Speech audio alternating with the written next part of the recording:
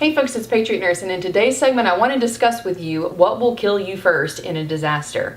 Before we get into that, I want to let you guys know I will be moving most of my content, well actually all of my content. All of my content from now on is going to premiere on full30.com. So if you're wanting to keep up with the latest videos, that's where they're going to debut first. So full30.com, I'll put a link in the description box below.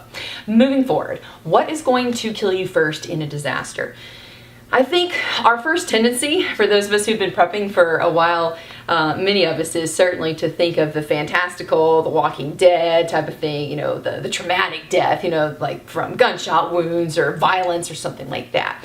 But in reality, I think if we're going to be honest about this problem, we need to look at history and we need to look at recountings of things that we potentially could be looking at in the event of a catastrophic collapse of society.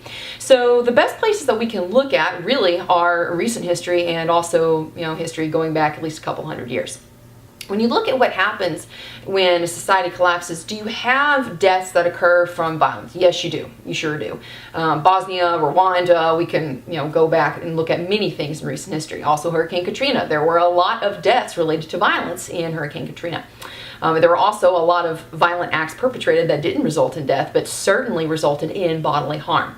But what we need to do is look at the totality of human experience and also look at things that kill most people worldwide. And there's actually a really good data point to refer to. The World Health Organization has a metric called U5 mortality. The U5 mortality is a measurement of what kills kids worldwide under the age of 5. Okay, why do we care about this? Well, really, when you think about it, your kids under the age of 5, they are our human petri dishes. Okay, they spread disease, right? Because little kids, little munchkins don't tend to have the best health and hygiene habits. When you look at what kills kids worldwide under the age of 5, overwhelmingly it's respiratory and digestive diseases, okay? So even though we may think, okay, if I get my weapon skills honed up and I'm a high-speed operator, pinky's out, because it doesn't count. Otherwise, if your pinkies aren't out, you're not a high-speed operator. Just kidding. When we look at that, okay, our tendency a lot of times can be to think, okay, well, I need to make sure I've got QuikClot, I need to make sure I've got my tourniquets. And are those important? Yeah, they are. But realistically, if you want to make sure that you are prepping for your survival long term, we have to be able to look at these diseases, the respiratory diseases, the digestive diseases, and also wound care is a particularly important part of this as well. So when you're looking at what kills people and what really is most likely to kill you, God forbid, in a disaster, in a prepping catastrophe, we need to look at that for sure. So there are different ways that you can focus on this. You can definitely store medicines. I definitely recommend storing Mucinex and also learning about alternative ways of treating respiratory diseases, herbal remedies, also with essential oils. There's lots of different ways that you can attack this problem. But a critical mistake that I see a lot of people making is that they will focus their spending, they'll focus their money on purchasing stuff rather than gaining skills. And to be honest, the medical arena, it is difficult to acquire skill sets, okay? Because really to have skill sets that are applicable, you have to have knowledge. You have to have a good, solid knowledge base undergirding your skills and your assessment, etc. So I would really recommend that people, number one, store the stuff that's going to help you get through cough, cold, flu season, the stuff that you normally buy anyway. It's a good thing to have, okay?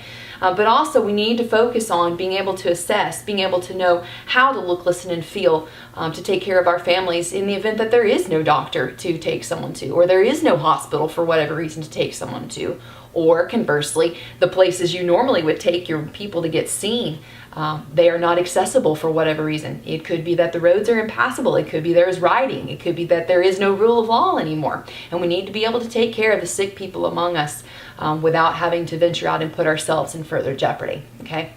So I hope today's video is helpful for y'all. Again, I'm going to be debuting my new material now. All the videos that I debut, they will be at Full30 first. So be sure to check out full30.com, and also I will put a link down in the description box below so that you guys can just click and go right on over to it. I hope today's video was helpful for y'all. If you enjoyed the video today, please subscribe to me, like me on Facebook, and follow me on Twitter. If you're really interested in getting squared away from a skill standpoint like we talked about today, you need to come out to class.